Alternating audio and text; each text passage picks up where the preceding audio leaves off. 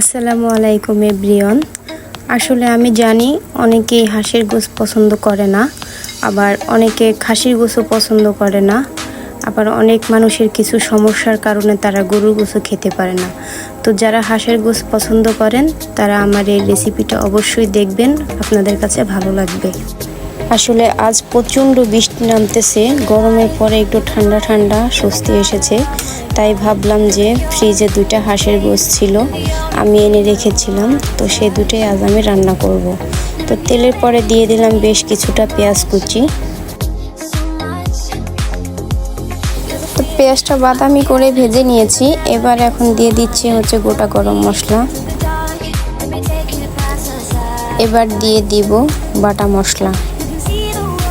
এখানে দিচ্ছি কিছুটা পেঁয়াজ বাটা। আমি এই মশলাটা ডিপ ফ্রিজে রেখেছিলাম, তো সেখান থেকে কিছুটা পেঁয়াজ বাটা দিচ্ছি। এরপরে দিয়ে দিচ্ছি পরিমাণ মতো আদা বাটা। অ্যাড করে দিচ্ছি বাটা মশলা। এটা শুকনা মরিচ আমি বেটে নিয়েছি, তো সেটাই দিচ্ছি, আমি আজ গুঁড়া মরিচ দিব না। নেড়ে চেড়ে আমি একটু পানি দিয়ে দিয়েছিলাম। তো অ্যাড করে দিচ্ছি জিরা বাটা। এটাও কিন্তু আমি ডিপ ফ্রিজেই রেখেছিলাম। তো এবার মশলাটাকে ভালো করে ভুনা করে নিতে হবে।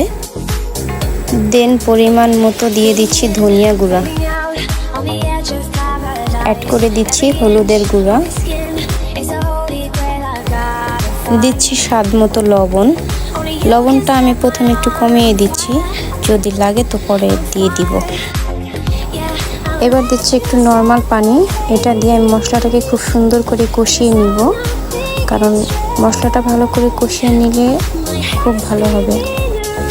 এবারে দিচ্ছি 5-6টা কাঁচামরিচ। তো সুন্দর করে মশলাটা কষানো হয়ে গেছে। এবার আমি দিয়ে দিচ্ছি গোশগুলো। তো আমি এখানে 2টা হাঁস নিয়েছিলাম, আর এই হাঁসটা অনেক দূর থেকে আনা, বিলের থেকে। এটা কোনো খামারের হাঁস না। যারা বিলে রেখে হাঁস পালে তাদের এই হাঁসগুলো কিন্তু সকালে দিয়ে আসে আর সন্ধ্যের সময় বাড়িতে আসে। তো এগুলো কিন্তু ধান, পানির যে জিনিসপত্র সেগুলোই খায়।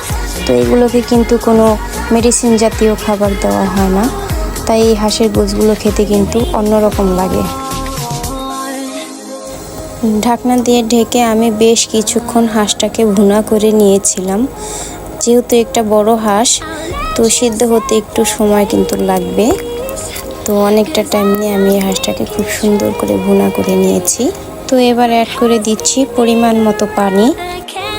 তো এখানে আমি অল্প পরিমাণ পানি দিচ্ছি, কারণ এই গোশের গায়ে কোনো ঝোল থাকবে না, কারণ হাঁসের গোশে কোনো ঝোল রাখে না। আর এটা কিন্তু পানিটা শুকিয়ে গিয়ে মশলাটা একেবারে গোশের গায়ে গায়ে লেগে যাবে, জাস্ট ভুনা ভুনা হয়ে যাবে। দেখতে কিন্তু অনেক সুন্দর লাগছে। আর এখানে বেশি কোনো ঝোল নেই, কারণ ঝোলটা শুকিয়ে ওপরে তেল চলে আসছে।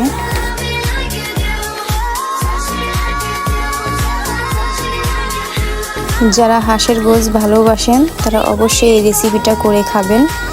আর যদি রেসিপিটা ভালো লেগে থাকে তাহলে অবশ্যই একটা লাইক দিবেন। তো আল্লাহ হাফেজ, সবাই ভালো থাকবেন।